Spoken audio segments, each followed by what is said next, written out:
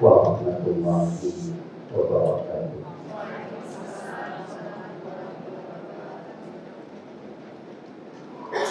Innal hamdalillah nahmaduhu wa nasta'inuhu wa nastaghfiruh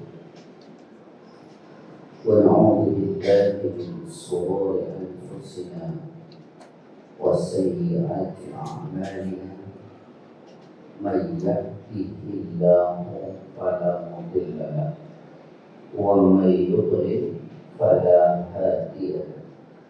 Asyhadu an la ilaha illallah wahdahu la syarika lahu wa asyhadu anna Muhammadan abduhu wa rasuluhu la nabiyya ba'dahu.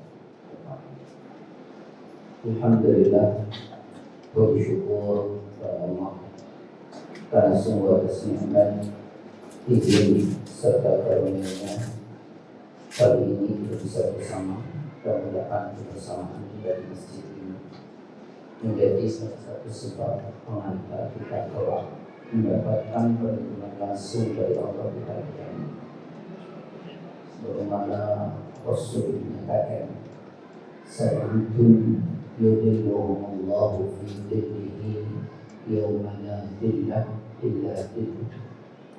Ada tujuh kelompok manusia yang telah akan mendapatkan perlindungan langsung dari Allah di hari kiamat, di mana hari itu tidak ada perlindungan kecuali perlindungan Allah saja. Satu dari tujuh itu, rajulun qalbuhu mu'allaqun bil masajid, yaitu seseorang yang hatinya senantiasa terikat dengan masjid. Salawat dan salam semoga senantiasa tercurah kepada Rasulullah SAW, pada keluarganya, sahabat-sahabatnya, pengikut-pengikutnya, dan tentu kita semua yang mengikutinya. Semoga Allah memberikan kita kekuatan untuk senantiasa konsisten dengan sunnah-sunnah. Ibu-ibu, bapak-bapak yang semoga senantiasa tidak berjalan. Tema kali ini sudah sabar dan ikhlas.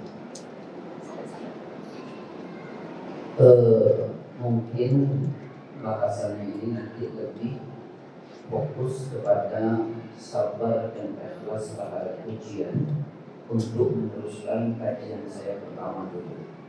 Masih ingat itu? Alhamdulillah.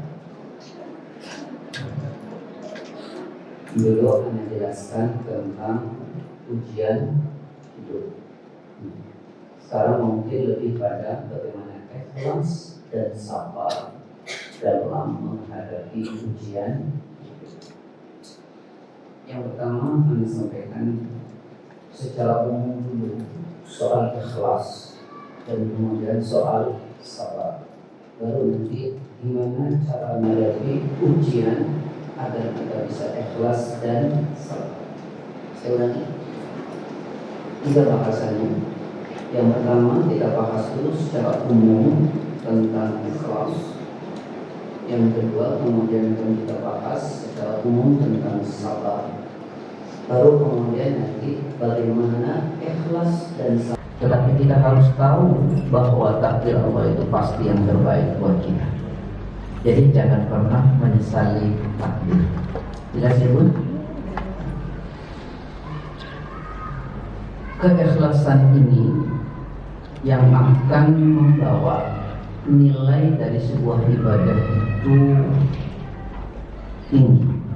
Saya ulangi, keikhlasanlah yang akan membuat nilai sebuah ibadah itu menjadi tinggi.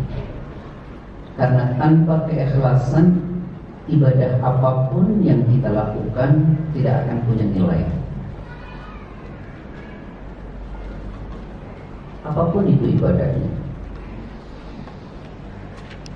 Saya kasih contoh. 2 orang berbeda melakukan ibadah yang sama, cara ibadahnya dari awal sampai akhir sama, bahkan di tempat yang sama, tapi nilainya berbeda. Yang perbedaannya seperti antara langit dan bumi. Di mana letaknya? Letaknya ada di keikhlasannya. Abu Bakar radhiyallahu anhu, Abdullah bin Ubay bin Salul, munafik, beribadah di tempat yang sama di Masjid Nabawi. Cara beribadahnya dari awal sampai akhir sama, berimam dengan imam yang sama, Rasulullah SAW. Tapi hasilnya begitu sangat berbeda. Abu Bakar surga, Abdullah bin Ubay bin Salul neraka. Ibadah sama, di tempat yang sama, cara beribadahnya sama dari awal sampai habis dengan imam yang sama. Tapi hasilnya bagaikan langit dan bumi. Ada di mana? Ada di hati. Kalau Abu Bakar radhiyallahu anhu salat, yabtaguna fadlan min Allah wa ridwana, mengharap karunia dan keridhaan dari Allah. Sementara Abdullah bin Ubay bin Salul atau orang-orang munafik, wa idza qamu ila salati qamu kusala yura'una an-nasa wa la yadhkuruna Allah illa qalila. Mereka salat memang malas. Yang kedua ingin dipuji orang. Yang ketiga tidak mengingat Allah kecuali sedikit. Jadi kualitas dari sebuah ibadah itu yang pertama adalah terletak pada keikhlasan. Nah, nanti ini akan beruntun. Apapun kalau kita ikhlas, itu akan menjadi sangat nikmat. Baik, sudah ya dipahami sampai sini? Kita seringkali mendengar hadis yang banyak dibahas oleh para asatidz. Innamal a'malu binniyat. Setiap perbuatan itu tergantung niat. Wa innama likulli imri'in ma nawa. Dan sesungguhnya seseorang akan mendapatkan nilai itu tergantung pada niatnya. Ibu datang ke masjid ini di tempat yang sama dengan kajian yang sama, boleh jadi nilai yang ibu dapatkan sangat berbeda satu dengan yang lain, karena tergantung pada kualitas niat dan keikhlasannya tadi. Pernah satu waktu Rasulullah SAW bercerita kepada Aisyah istrinya,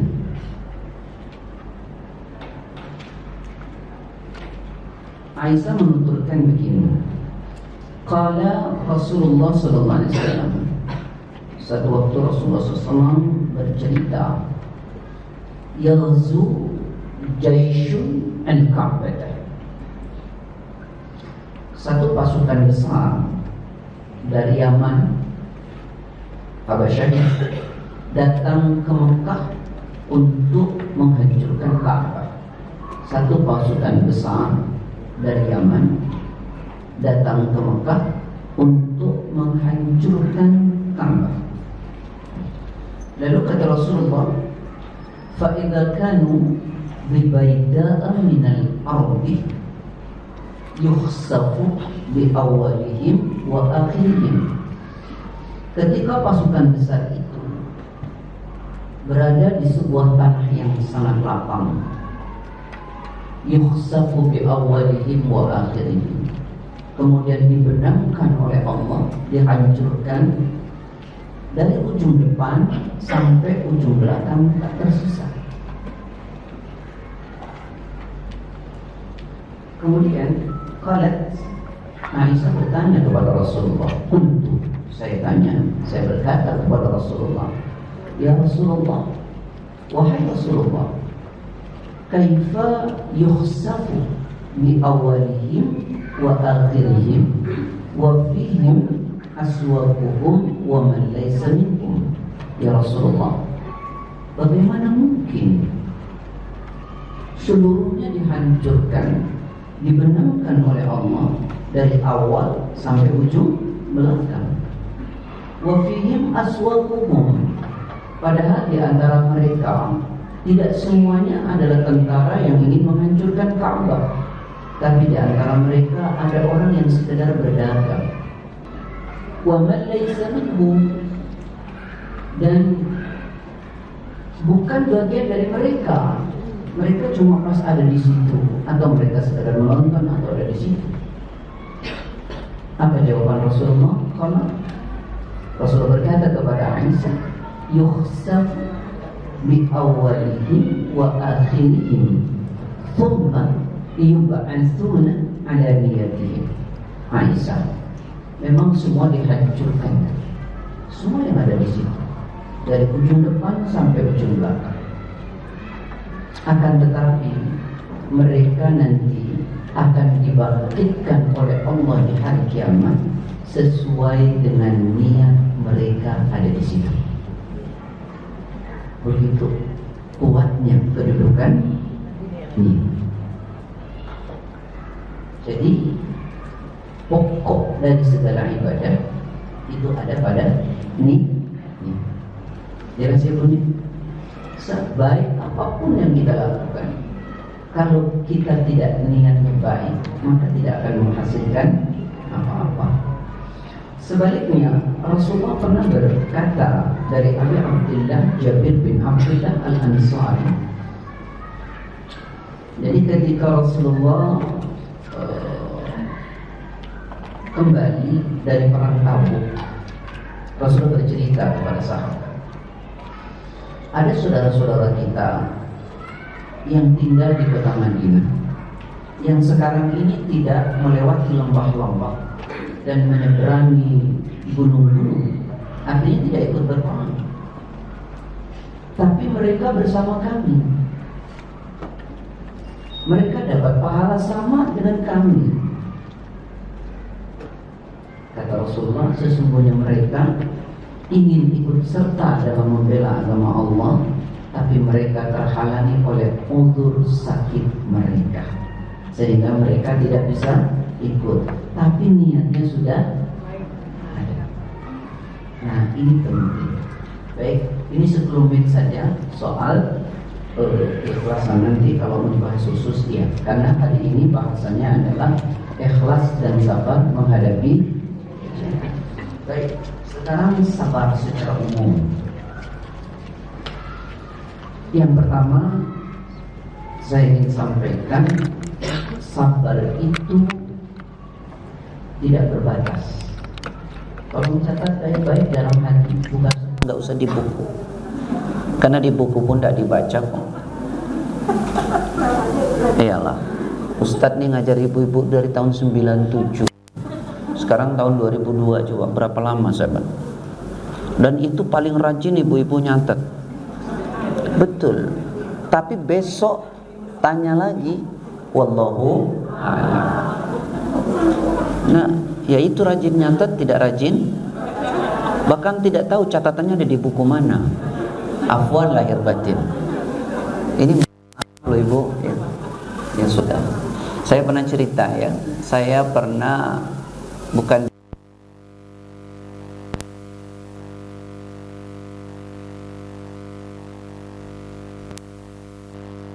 tanya hukum sama saya, Ustadz saya tanya hukum ini. Ana bilang, Pak, yang kayak gini nggak usah tanya saya. Terus tanya siapa Ustadz? Tanya istri bapak.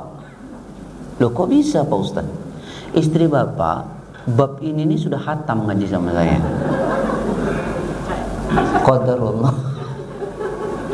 Qadarullah waktu itu kitabnya Kitab Bulughul Maram min Jami' Adillatil Ahkam. Sudah khatam dah itu kitab. Lalu kemudian saya bilang, coba tanya sama istrinya. Si bapak itu panggil istrinya, Ma,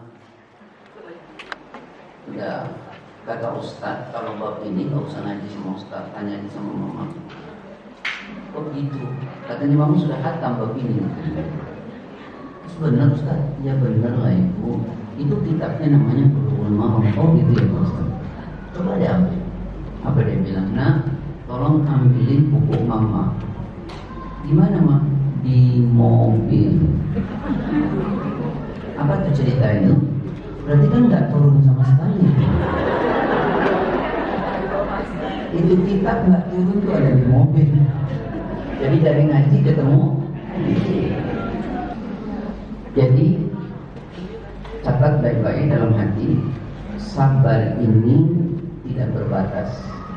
Jadi tolong jangan pernah membatasi soal sabar, karena kesabaran itu sesungguhnya tanpa batas. Orang yang membatasi sabar, sesungguhnya dia bukan orang yang sabar. Saya ulangi, saat seseorang membatasi sabar, sesungguhnya dia bukan orang sabar, karena sabar itu tanpa batas. Coba renungkan Quran surat 3 ayat 200, ayat terakhir. Ya ayyuhalladzina amanu sabiru wasabiru warabitu. Hai orang-orang yang beriman, kata Allah, sabarlah. Sabarlah. Surat 3 ayat 200. Kata Allah, ya ayyuhalladzina amanu, hai orang-orang yang beriman, isbiru, sabarlah. Kalian sabar. Wasabiru, apa itu? Kuatkan kesabaranmu. Sabarlah engkau, kuatkan kesabaranmu. Ini indikator, indikasi bahwa sabar itu tanpa batas. Warabitu, dan ikat kesabaran itu. Di situ diartikan bersiap-siap, ikat. Jangan sampai dia lepas. Karena kalau dia lepas, yang membuat kita nggak sabar itu datangnya bertubi-tubi. Saya ulangi, sabarlah, kuatkan kesabaranmu dan ikat kesabaran itu. Jangan sampai lepas. Karena kalau lepas, yang membuat kita tidak sabar itu datang bertubi-tubi. Kadang satu belum selesai, yang satu sudah datang lagi. Bagaimana Rasulullah Sallallahu Alaihi Wasallam menyampaikan dalam kitab Riyadhus Shalihin hadis nomor 577. Babnya sebenarnya dzikrul maut wa qasrul amal, mengingat mati dan memendekkan angan-angan. Di ujung hadis beliau mengatakan, ini adalah rintangan hidup, cobaan atau ujian. Wa in akhtau hadza nahasyaw hadza, wa in akhtau hadza nahasyaw hadza. Apa maksudnya? Kata Rasulullah, ini rintangan hidup. Kalau engkau lepas dari satu ujian ini, rintangan ini, maka engkau akan berjumpa dengan rintangan yang ini. Kemudian engkau selesai dengan rintangan ini, rintangan yang ini sudah menunggu. Betul apa tidak? Makanya sabar itu nggak boleh lepas. Karena yang namanya rintangan itu nggak bakal selesai. Sudah ya, satu di sini ya, satu. Ustaz belum jelaskan bagaimana cara ikhlas dan sabar menghadapi ujian. Yang kedua, tadi saya sampaikan sabar itu tanpa batas. Yang kedua, saya ingin juga sampaikan bahwa tidak ada pemberian Allah kepada seseorang yang lebih baik dan lebih luas, tentu setelah iman melebihi sabar. Tidak ada pemberian Allah yang lebih baik dan lebih luas setelah iman melebihi sabar. Sabar ini anugerah terbesar, anugerah terbaik setelah iman. Coba renungkan, Saya ingin sampaikan satu hadis. Ini bercerita tentang orang yang minta-minta kepada siapa? Kepada Rasul. Jadi orang dulu itu minta datang kepada Rasul. Sekarang berbalik, ustadznya yang minta. Persoalan. Orang datang ke Rasul itu minta. Sekarang ustadznya sudah berproposal. Kayak ustadz itu punya usaha. Jadi kelas terang mengajar.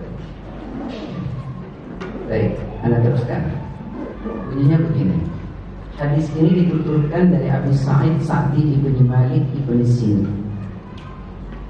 Sinan al-Khudri radhiyallahu anhu, anna nasan minal ansar. Ini diceritakan oleh beliau. Ada sekelompok orang Ansar datang kepada Rasulullah. Jadi kata Abu Sa'id al-Khudri, anna nasan minal ansar. Ada sekelompok orang Ansar datang kepada Rasulullah. Sa'alu Rasulullah SAW. Mereka minta kepada Rasulullah, minta sesuatu kepada Rasul. Jadi Rasulullah itu didatangi diminta. Ya. Apa respon Rasul? Fa'atohum. Semua diberi oleh Rasulullah, kebahagiaan semua, dikasih semuanya oleh Rasul. Lalu kemudian summa sa'alu, udah dikasih minta lagi. Fa'atohum, dikasih lagi oleh Nabi. Minta lagi, dikasih lagi. Mohon maaf ya Bu, kira-kira kalau ada orang minta Ibu kasih nak? Kasih ya Bu ya. Hatta nafida ma'inda, sampai habis apa yang dimiliki Rasul. Pernah ya kita ngasih sampai habis? Nggak usah dijawab. Gimana orang kalau mau lewat aja mikir kok. Habis dari ATM ratusan ribu semua. Lihat ratusan ribu. Nah jadi itu maksudnya kan? Karena nggak ada 20 ribuan juga. Allah. Bukan di sini, di sana juga. Faqala, ya udah. Lalu kemudian setelah habis Nabi bilang sama mereka. Faqala lahum, Nabi mengatakan kepada mereka, hina anfaqa kulla syai'in biyadi. Rasulullah berkata kepada mereka ketika Rasulullah sudah memberikan semua apa yang ada di tangan beliau. Sudah dikasih semua, Rasulullah kemudian nasihati mereka. Ini perhatian ya, Ibu, kalau ada orang minta-minta, Ibu nasihati Ibu. Tapi nasihatinya setelah ngasih. Ini kayak Rasulullah nih, minta dikasih, baru dinasihati. Jangan Ibu orang minta langsung dinasihati, ya. Karena nanti dia bilang, Bu, saya nggak bisa makan, minta uang bukan minta nasihat. Itu repot. Ya, apa nasihat Rasul? Nah ini nasihat Rasul yang pertama, wa may yasta'fif yu'ifahullah.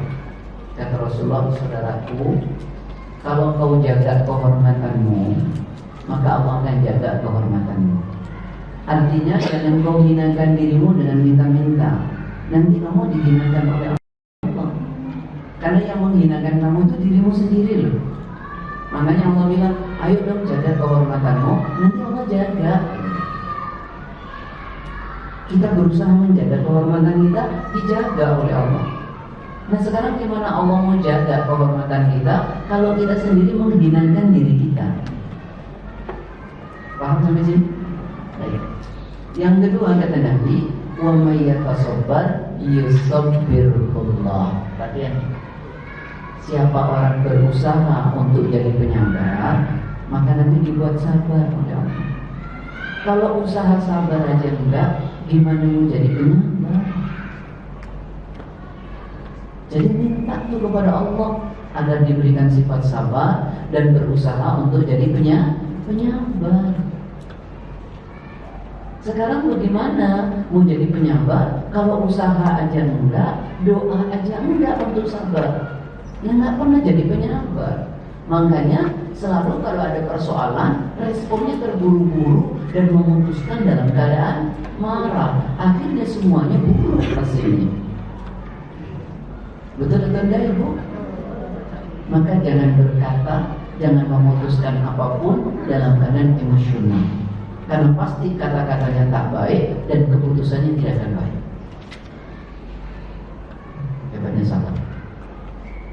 Jadi siapa berusaha sabar nanti akan dibuat sabar oleh Allah. Kalau kita berusaha sabar aja enggak, gimana kita mau jadi penyabar? Bu, sabar ya Bu ya. Sabar, Ustaz pelan-pelan aja. Kemudian nih kehebatan sabar nih di sini. Apa kata Rasul? Wa ma u'tiya ahadun ata'an khairan wa awsa'a minas sabr. Tidak ada pemberian Allah kepada seseorang yang lebih baik dan lebih luas melebihi sabar. Sabarnya kekayaan buat kita. Sabar ini modal hidup bahagia buat kita. Kalau kita sudah beriman, lalu kita punya sabar, itu modal bahagia buat hidup kita. Betul tidak? Kalau kita nggak sabar, nggak bahagia. Ngapain? Sudah sampai sini? Baik. Jadi yang kedua, kalau yang pertama tadi sabar itu tidak berbatas. Yang kedua, sabar itu pemberian Allah yang paling baik dan paling luas. Sudah ya Bu sampai sini? Baik. Sekarang yang ketiga. Ini belum jelasin caranya gimana. Ikhlas dan sabar dalam ujian. Saya masih menjelaskan keagungannya sabar. Sabar itu nilai pahalanya tanpa batas. Saya ulangi, Pak, sabar itu nilai pahalanya tanpa batas. Saya tanya, Bunda semua coba perhatikan Bapak Ibu, kita datang ngaji ke Taufik ini gampang atau susah? Saya tanya ulang, Bapak Ibu, kita datang ke Masjid At-Taufik ini untuk kajian gampang atau susah? Gampang. Nanti nggak datang ngaji ya Bu? Kecuali Ustaz tadi nyasar. Udah 2 kali di sini masih nyasar. Saya bilang kalau saya suruh ngafal jalan sama ngafal hadis, mendingan ngafal hadis. Susah Ibu. Udah pakai Google Meet. Satu. Kemudian ibu-ibu saya tanya, sholat itu gampang atau susah? Kenapa sih? Jawabnya sholat itu gampang atau susah? Gampang. Masa sholat susah? Nanti gak lumpuh sholat. Gampang. Sholat gampang. Sedekah gampang apa susah? Gampang. Yang penting punya duit. Umroh gampang atau susah? Gampang. Suami marah, ibu sabar, gampang apa susah? Nah, ini yang susah banget. Itu susah banget. Salat gampang, ngaji gampang, sedekah gampang, umroh gampang. Suami marah, sabar. Makanya coba ibu lihat deh, orang sholat pahalanya ada ukurannya atau tidak? Sholat berjamaah 27 dibanding sholat sendiri. Sholat di Masjidil Haram 100.000, sholat di Madinah 1.000. Betul atau tidak? Sedekah ada ukurannya enggak? Ibu sedekah 1 pahalanya 7 dan dilipat gandakan lagi oleh Allah. Ibu baca Quran gampang, pahalanya ada ukurannya enggak? 1 huruf 10. Sekarang sabar, pahalanya ada banyak. Surat 39 ayat 10. Coba perhatikan bahwa ternyata sabar itu pahalanya tanpa itu sabar. Karena itulah dia susah benar. Karena itulah dia berat. Maka nilai yang Allah kasih pun luar biasa. Makanya kan kita dibilang besarnya pahala yang kita dapat itu tergantung apa? Besarnya cobaan yang kita hadapi. Kata Rasul, kata Rasul, inna idhamal jaza ma'a idhamil bala. Sungguh besarnya balasan pahala yang kau dapatkan berbanding lurus dengan besarnya cobaan yang kau hadapi.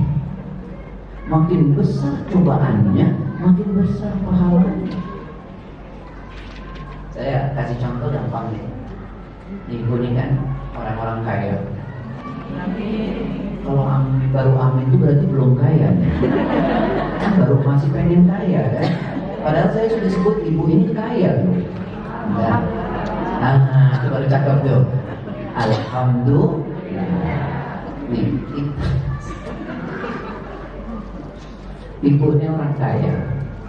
Ini saya mau kasih tahu bahwa ternyata besarnya pahala itu berbanding lurus dengan besarnya cobaan. Ibunya orang kaya. Biasanya orang kaya itu bergaulnya dengan orang kaya, betul ya? Biasanya nih, biasanya. Orang miskin bergaulnya dengan orang miskin.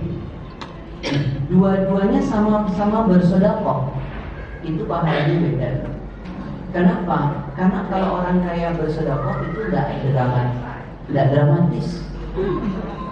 Kalau orang miskin sedekah itu dramatis betul, sangat dramatis. Bahkan telenovela banget. Kalau tidak percaya, ada orang kaya sedekah 0,5 miliar, 1 miliar. Paling buat apa? Buat masjid. Betul atau tidak? Buat kubah masjid. Itu kalau masjid nggak disedekahin ibu, kubahnya nggak disedekahin ibu, nggak jadi kan? Nggak jadi kan? Cuma sampai di situ. Kalau orang miskin, dia gaulnya sama orang miskin. Itu kalau sedekah dramatis betul. Kenapa? Ini orang tukang becak, afwan. Dia dari becaknya seharian belum dapat uang. Yang satu tukang becak bergaul, dia ngomong, Mas, sudah dapat penumpang, alhamdulillah. Dia bilang dia mau pulang, tapi dia belum dapat uang. Kalau saya nggak dapat uang, nanti istri dan anak saya nggak makan. Boleh nggak saya pinjam 20.000 aja buat beli beras? 20.000 dramatis atau tidak? Taruhannya apa ibu? Nyawa. Kalau tadi 1 miliar cuma nggak jadi 2 kubah. Yang miskin satu lagi bercerita, istri saya mau lahirkan, ternyata 1.200.000. Anak cuma punya uang 1 juta. Boleh pinjemin anak nggak 200? Kalau nggak nih, taruhannya nyawa anakku dan istriku. Dramatis betul 200.000. Maka nilainya besar. Paham nggak maksud saya? Paham ya? Paham. Jadi besarnya pahala yang kita dapat itu berbanding lurus dengan besarnya cobaan yang kita alami. Ibu yang ada mobil, ada garasinya, tinggal turun masuk garasi, pergi ke Taufik. Betul nggak? Yang satu dia nggak ada mobil, harus pesan Grab. Lebih dramatis. Baik, saya hanya mau bilang, tanpa kesabaran itu semua tidak bisa dilakukan. Maka saya ulangi yang ketiga, sabar itu pahalanya tanpa. Kenapa? Karena susah. Beda dengan ibadah yang lain yang mudah dilakukan. Makanya ulama mengatakan begini, as-sabru kas-sabri mur'un fi madaqati walakin ahla awaqibuhu minal asal. Sabar itu pahit sekali, seperti buah yang paling pahit, sehingga tidak ada orang mau makan. Tapi hasil dari sabar itu jauh lebih manis daripada madu. Suami istri kles bermasalah. Untuk sabarnya berat apa enggak? Berat atau enggak? Kalau dia tidak sabar, pecah atau enggak? Pecah, kelar. Ada penyesalan nanti? Gede penyesalannya. Tapi saat dia ada masalah, yang satu ini sabar betul. Berat atau tidak? Berat atau tidak? Tapi nanti hasilnya ternyata dari kesabaranku membuahkan hasil yang sangat indah di penghujung. Cuma sabarnya ini yang susah. Makanya ibu-ibu yang sabar banyak ya bu. Kalau suaminya nggak baik sekarang, sabar ya Bu, masih ada harapan untuk baik kok Bu. Jangan insya Allah. Amin. Itu balik-balik ibu.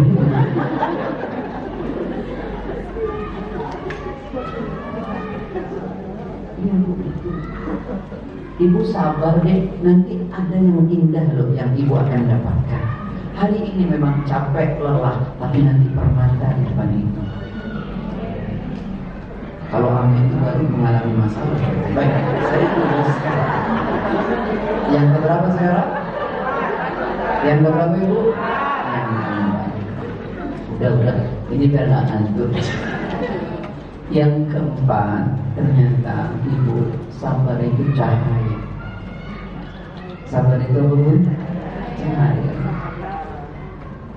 Dalam kitab Riyadhus Shalihin hadis nomor 25 dari Abi Malik Al-Haris bin Asim Al-Ash'ari radhiyallahu anhu qala Rasulullah sallallahu ad-duhur syatrul iman alhamdulillah tamla'ul mizan subhanallah walhamdulillah tamla'ani aw tamla'u ma baina as-samawati wal ard as-salatu nurun was-sabru diyar.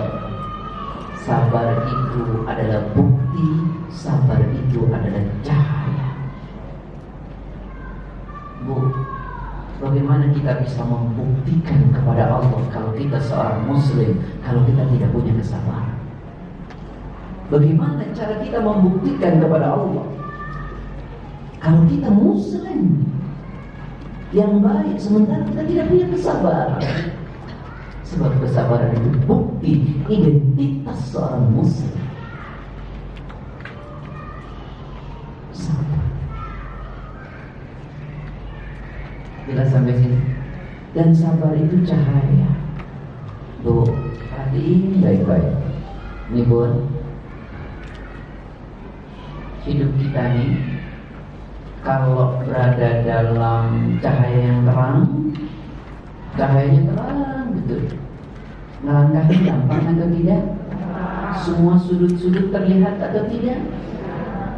Pintunya terlihat atau tidak? Keluarnya gampang atau tidak?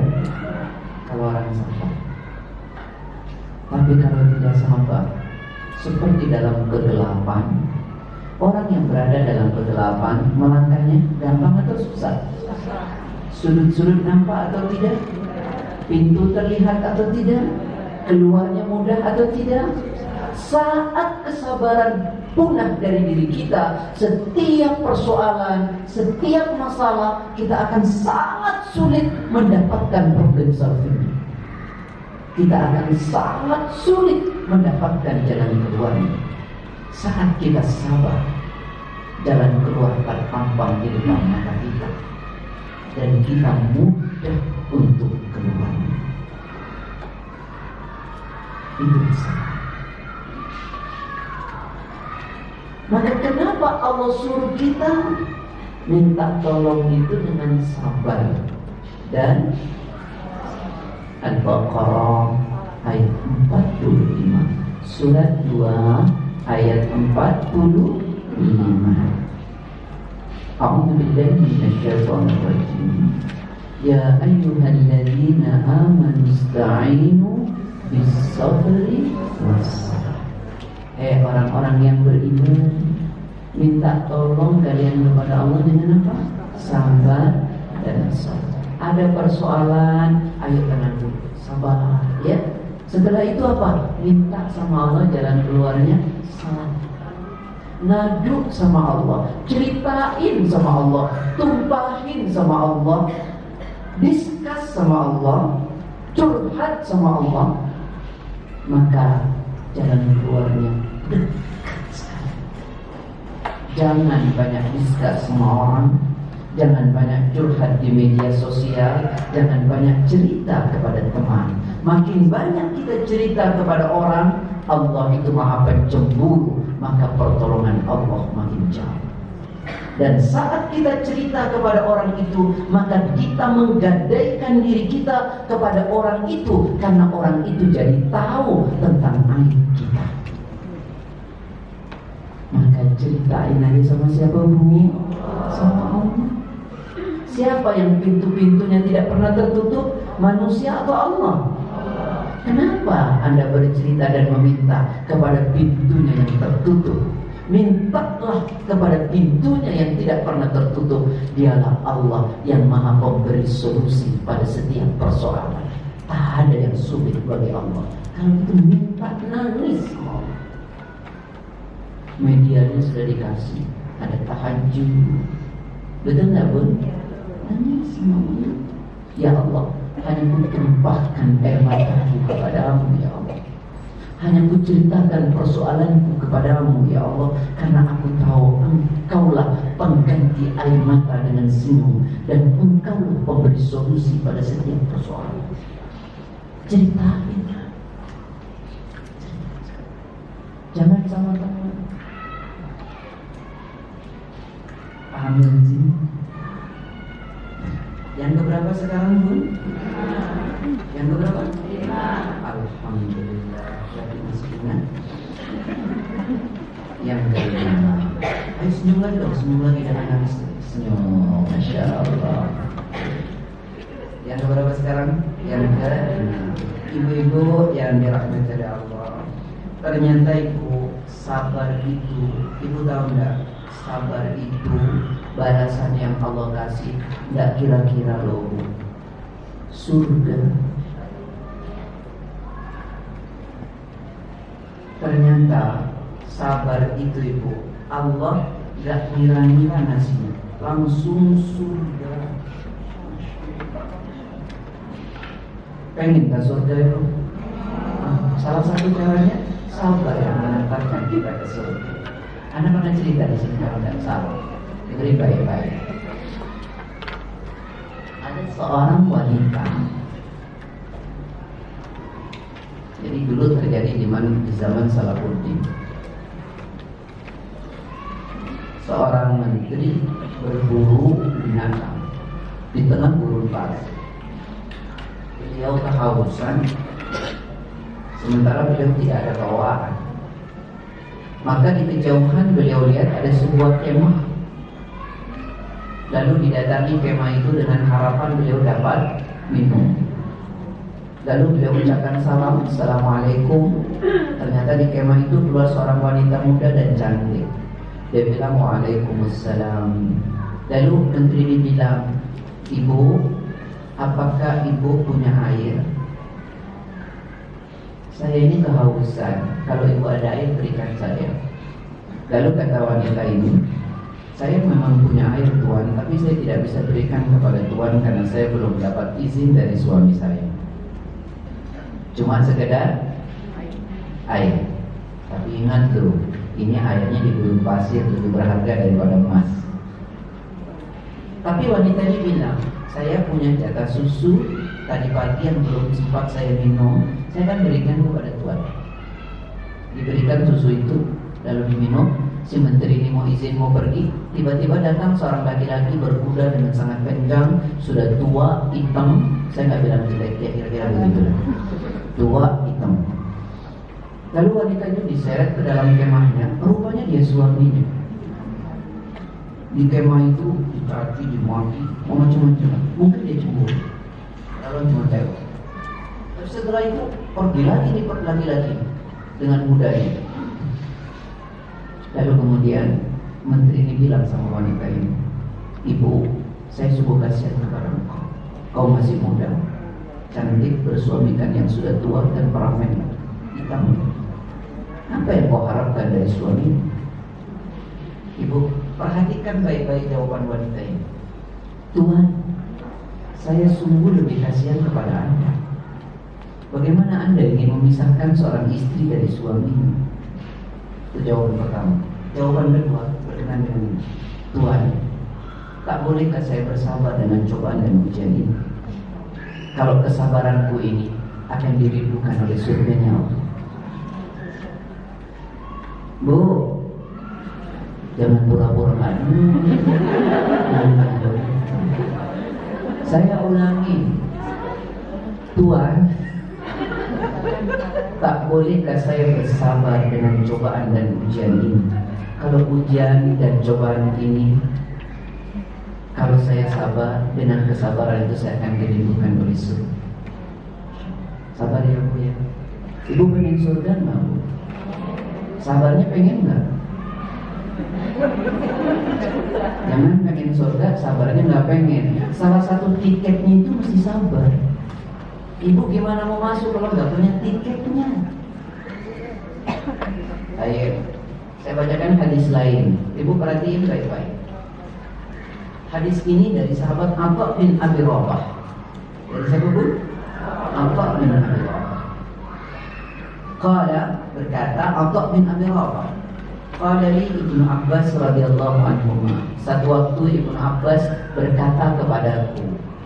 Kata Atha bin Abi Rabah, Ibnu Abbas berkata kepadaku. Semoga Allah meridai keduanya. Apa kata sahabat Ibnu Abbas kepada Atha? Ada urika imra'atan min ahli jannah. Wahai saudaraku Atha, kata Ibnu Abbas, mau tidak kamu kuberitahu tentang seorang wanita yang akan menjadi penghuni surga? Wanita penghuni surga. Fakultu, kata sahabat Atha, saya bilang, bala, ya saya ingin tahu. Tolong beritahu saya, siapa wanita penghuni surga itu? Qala, Ibnu Abbas bercerita kepada sahabat Atha, hadihi al-mar'atu sauda'u. Hadihi al-mar'atu sauda'u. Kata sahabat Ibnu Abbas kepada Atha, wanita ahli surga itu wanita yang berkulit hitam. Berarti yang putih-putih nggak masuk surga begitu. Mana ada hadis ini. Ini wanita berkulit. Apa ceritanya kok wanita ini dijamin surga? Atatin Nabiyya sallallahu alaihi wasallam faqala. Satu waktu wanita berkulit hitam ini datang kepada Nabi curhat. Apa yang dicurhatkan? Faqalat, wanita ini berkata kepada Nabi, inni usra wa inni atakasyaf. Ya Rasulullah, kata wanita ini, saya ini wanita yang sedang mengidap penyakit. Saya wanita yang sedang mengidap penyakit. Dan kalau penyakitku anfal ya Rasulullah, pakaianku tersingkap sehingga auratku nampak. Penyakitnya penyakit apa? Ayat. Epilepsi bahasa katanya ya. Ayat. Ini luar biasa. Lalu kemudian wanita ini merengek kepada Rasulullah. Apa ini? Fad'ullah ta'ala li. Ya Rasulullah, tolong doakan dong kepada Allah untukku agar aku diberi kesembuhan. Apakah jawaban Rasulullah? Qala, Rasulullah SAW bersabda, kata Rasul, in syi'ti sabarti walakil jannah wa in syi'ti da'autullaha ta'ala ayyu'afiyaki. Malah Rasulullah memberi dua pilihan. Apa kata Rasulullah?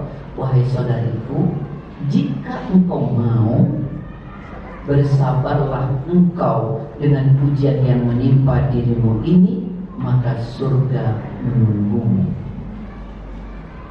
Sabarlah engkau dengan sakitmu, kalau kau sabar, surga menunggumu.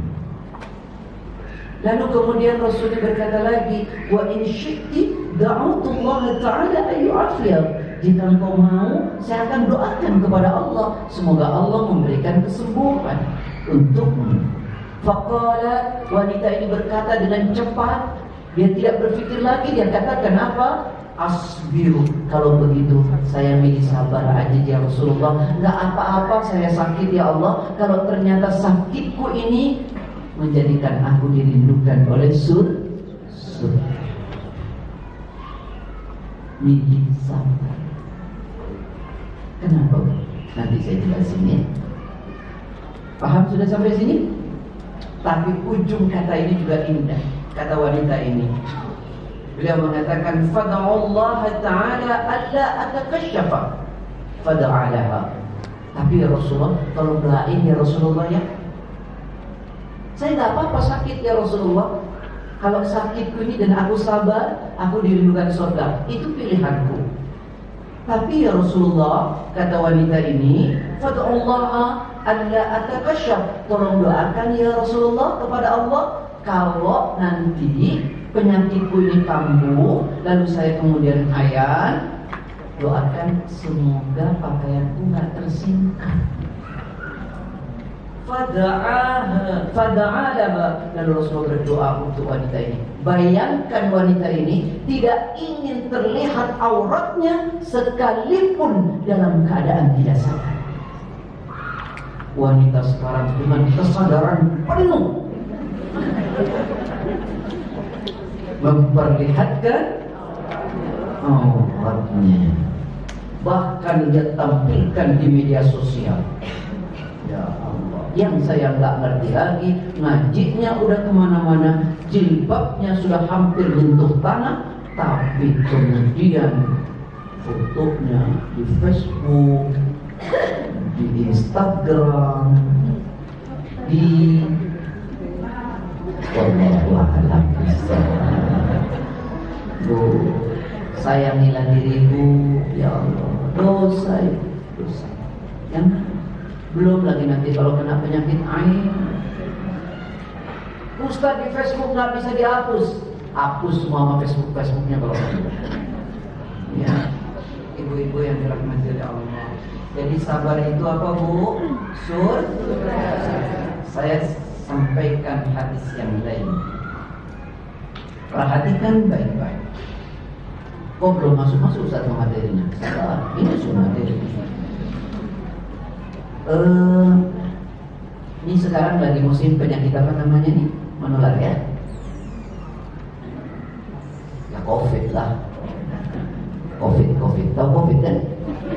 COVID. Lulusannya namanya LC. Lulusan COVID.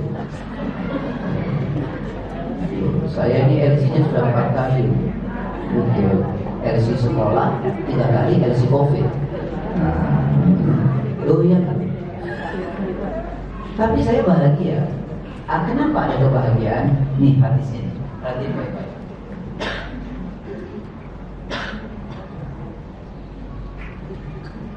An Aisyah radhiyallahu anha qalat. Dari Aisyah radhiyallahu anha, sa'alat Rasulullah sallallahu alaihi wasallam. Satu waktu Aisyah tanya kepada Rasul. Anit ta'un, yang ditanya tentang ta'un. Ta'un itu penyakit menular. Fa'akhbaraha, Rasulullah memberitahu kepada Aisyah, annahu kana 'adzaban yab'athuhu Allah Ta'ala 'ala man yasha. Aisyah, penyakit menular itu azab yang Allah turunkan kepada orang yang dikehendaki. Bukan orang mukmin, buat orang mukmin ada azab. Itu orang buat orang kafir. Dan buat orang mukmin apa? Faja'alahu Allah Ta'ala rahmatan lil mu'minin. Penyakit menular itu buat orang beriman rahmat. Bu, penyakit menular buat orang beriman? Di mana rahmatnya? Yuk kita lihat. Falaisa min 'abdin yaqa'u fi ta'un, tidaklah seorang hamba terpapar penyakit menular fayamkuthu fi baladihi. Satu, dia tetap tinggal di negerinya. Maksudnya mengisolasi diri. Tetap tinggal di tempatnya, tidak keluar. Jangan bilang begini, gak kerasa kok, terus keluar nularin orang. Gak boleh. Tetap tinggal di tempatnya. Kalau bahasa sekarang apa namanya, Bu? Isolasi. Ya kayak begitu. Sabiran, yang kedua sabar. Tetap tinggal di tempatnya. Yang kedua mesti sabar. Kalau nggak sabar, maunya keluar aja kan? Iya kan? Udah kangen ngopi-ngopi, sabar. Muhtasiban, yang ketiga berharap pahala dari Allah. Jadi ibu, kalau kena penyakit menular, ia diam di tempatnya, kemudian sabar, kemudian tetap berharap pahala dari Allah. Kemudian apa? Ya'lamu annahu la yusibuhu illa ma kataballahu lahu.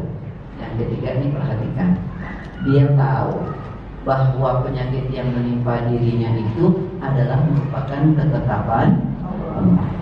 Udah sampai situ tuh. Ini takdir Allah. Sehingga ibu nanti nggak nyalahin orang-orang. Wah saya terpapar, saya baru ketemu si itu tuh. Nah, udah mulai itu ditelusuri macam-macam. Capek, dosa lah. Betul kan? Udah ibu mau ada di dalam goa, kalau hari itu Allah takdirkan sakit, ya sakit. Ya. Jadi tolong. Nah, kemudian apa yang dia dapat? Illa kana lahum mithlu ajri syahid. Hadisnya riwayat Imam Bukhari. Orang yang terpapar penyakit menular seperti itu, lalu tadi syaratnya dia penuhi, dia tinggal di tempatnya, dia sabar, berharap pahala dari Allah, dia tahu bahwa ini takdir Allah, maka dia mendapatkan pahala seperti pahala orang meninggal syahid. Hebat nggak tuh kesabarannya? Hebat nggak? Jelas sampai sini? Baik. Sekarang mulai masuk ke materi. Sabar secara umum sudah saya sampaikan, ikhlas secara umum sudah saya sampaikan, walaupun tidak utuh, sekelumit. Nah sekarang sudah ikhlas dan bersabarkah atas ujian yang menimpa diri kita? Bagaimana caranya agar kita bisa ikhlas dan sabar pada setiap ujian yang menimpa diri kita? Sementara ujian tak pernah berhenti datang, ujian tak pernah selesai. Gimana Ustaz agar saya bisa ikhlas dan sabar terhadap ujian yang Allah berikan? Satu, sabar. Tadi baru dicatat. Mudah-mudahan dibaca. Sudah Bun? Baik.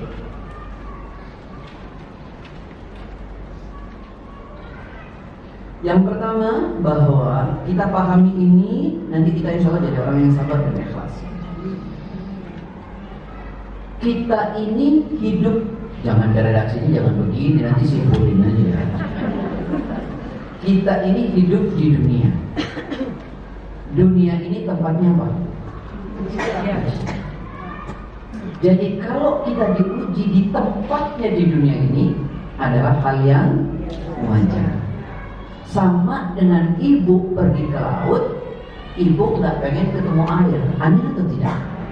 Setiap ibu pergi ke laut, pasti ibu ketemu, karena memang tempatnya air. Ibu pergi ke pasar, nggak pengen ketemu orang, itu ajaib juga tuh, karena pasar tempatnya orang. Ibu pergi ke kuburan, nggak pengen lihat kuburan. Itu aneh, karena kuburan ya tempatnya kuburan. Nah sekarang saya hidup di dunia, memang dunia ini adalah tempatnya ujian. Oh kalau kita paham itu, kita mulai ada ikhlas dan sabar. Oh iya ya, yang memang saya tinggal di tempatnya ujian. Ya saya memang tinggal di tempatnya cobaan. Dunia ini memang tempatnya cobaan dan ujian. Lalu bagaimana saya tidak mau dicoba dan tidak mau diuji?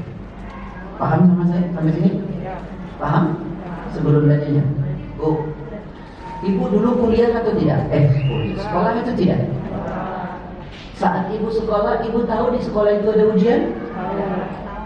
Tahu kan? Baik. Karena ibu tahu sekolah itu tempatnya ujian, maka ketika ibu ada ujian, ibu marah apa enggak? Marah atau tidak? Tidak. Kenapa ibu tidak marah? Karena ibu tahu sekolah itu tempatnya ujian. Mestinya kita nggak marah nih sama Allah, ikhlas nih sama. Ada yang orang bilang begini, dari yang dijawab, saya potong dulu ibu. Ada yang bilang begini, Ustaz, saya sedang ujian, tapi dia nggak sekolah. Dia nggak sekolah, dia bilang ujian. Gila nggak tuh orang? Gila kan? Yang diuji itu yang gimana? Yang sekolah. Nggak sekolah nggak diuji. Paham maksudnya? Orang nggak beriman kok dibilang diuji. Yang diuji itu yang beriman. Loh kalau nggak beriman, diapain dia? Ditetok. Kalau dia beriman baru diuji. Nanti tempatkan pada tempat yang benar setelah ini. Jadi dunia ini tempatnya. Jadi kalau diuji wajar atau tidak? yang memang sudah tempatnya, kita jadi tahu nih. Kalau begitu ya kita ikhlas nanti, kita sabar. Ya udah ya memang tempatnya. Dalilnya mana Ustaz?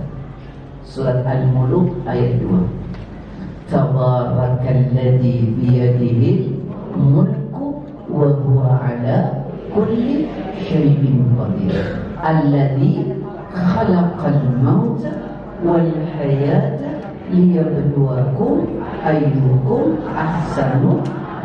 Ayat keduanya, dialah Allah yang telah menciptakan mati dan hidup. Untuk apa? Untuk menguji kalian. Siapa di antara kalian yang terbaik amalnya? Jadi dunia ini memang tempatnya ujian. Jadi aneh kalau orang tidak mau diuji. Dia ada di laut tapi tidak mau terkena air. Dia main api tidak mau terkena panas. Dia hidup tidak mau diuji. Aneh. Hidup ini tempatnya ujian. Paham? Sampai sini? Bahkan ibu, sesuatu yang kita inginkan hanya bisa jadi ujian. Sesuatu yang kita dambakan, sesuatu yang kita inginkan, itu saja bisa jadi ujian. Saya boleh tanya satu? Ibu, sebelum ibu punya suami, ibu punya suami ya? Nah ini pertanyaan normal gitu. Cuman agak aneh memang karena yang itu. Tapi nanti baru tahu jawabannya. Ibu sebelum punya suami pengen punya suami enggak? Banget apa enggak? Banget. Alhamdulillah. Ibu belum punya anak, pengen punya anak enggak? Pengen. Ibu belum punya harta, pengen punya harta enggak? Ternyata setelah dikasih suami, dikasih anak, dikasih harta, suami, anak dan hartanya jadi ujian apa enggak? Iya. Bahkan sesuatu yang kita harapkan dan kita dambakan pun bisa jadi ujian.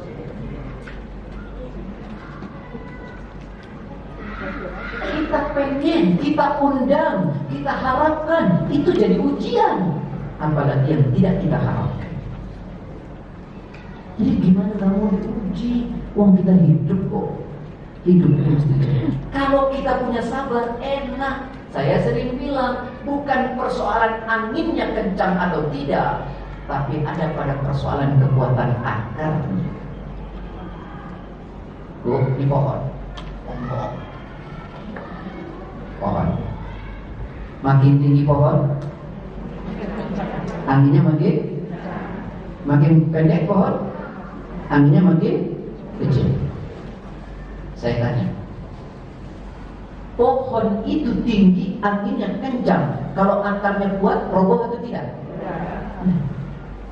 Anginnya pelan, akarnya tak kuat, roboh atau tidak?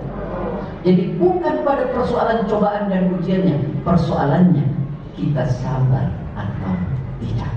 Banyak orang yang ujiannya kecil, lumpuh dia dengan ujian itu. Ada orang yang ujiannya besar sekali, tapi dia tetap berdiri tegak. Gimana kita? Masya Allah. Tuh, kalau lagi ngaji rasanya sabar. Nanti kalau kita paham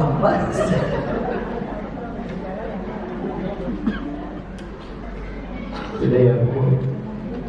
Jadi saya ulangi bahwa dunia ini tempatnya, kalau kita dipuji di tempatnya wajar atau tidak? Nah kita jadi tahu tuh, dengan tahu kita bisa sabar, bisa ikhlas. Tadi saya bilang, jangankan yang kita tidak harapkan, yang kita rindukan dan kita harapkan, itu pun bisa menjadi ujian buat kita. Suami kita harapkan, anak kita harapkan, harta kita harapkan, ternyata jadi ujian. Dulu Ustaz, hidup saya sederhana, suami saya berangkat pagi, pulang sore langsung pulang Pak Ustaz. Sekarang semuanya saya punya Pak Ustaz, suami saya pulangnya 3 hari sekali Pak Ustaz. Padahal dulu diharapin itu. Ternyata setelah dikasih jadi. Coba buka Quran surat 64 ayat 14 sampai 15. Ya ayyuhalladzina amanu inna min azwajikum wa auladikum aduwwan lakum fahdharuhum wa in ta'fu wa tasfahu wa taghfiru fa innallaha ghafurur rahim. Surat 64 ayat 14 sampai 15.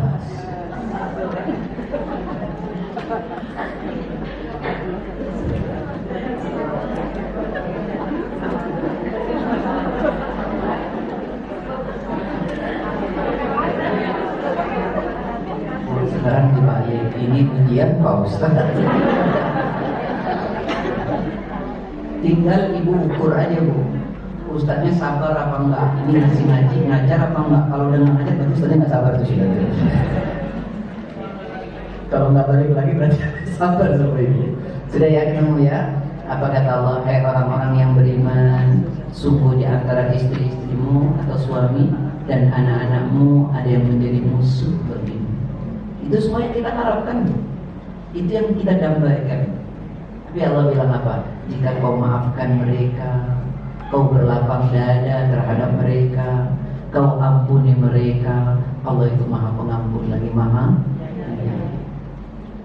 Lalu Allah bilang, sungguh di antara sungguh harta-hartamu dan anak-anakmu adalah coba, dan di sisi Allah lah pahala yang coba renungkan ini. Saya mau bertanya, yang kasih kita hidup siapa bu? Allah. Yang kasih kita makan? Allah. Yang memberikan segala-galanya? Allah. Kita banyak salah nggak kepada Allah? Banyak. Saat kita datang minta maaf sama Allah, Allah buka atau tidak? Ya. Allah buka atau tidak? Buka. Pertanyaan saya, apa yang sudah ibu berikan kepada suami? Sebanyak yang Allah berikan? Tidak kan? Pantaskah kita tidak memaafkan atas kesalahan yang suami lakukan? Allah yang memberikan segalanya saja. Saat kita salah, Allah bukan maafnya lebar-lebar. Lalu bagaimana saat suami salah? Kecil saja. Lalu Anda sudah mengatakan tak ada lagi maaf untuknya. Masya Allah. Karena aku sudah menerima orang lain.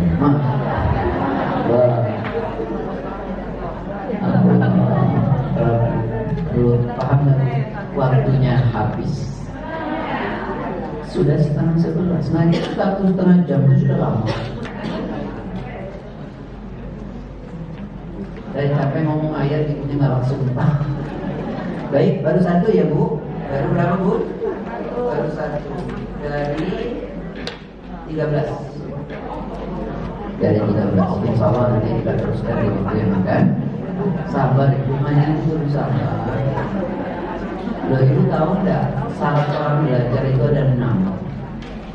Kalau mau berhasil, 1 ada akal, 2 bersungguh-sungguh, 3 sabar, 4 ada bekal, 5 ada pembimbingnya, ada ustadznya, 6 tulus zaman, waktunya panjang.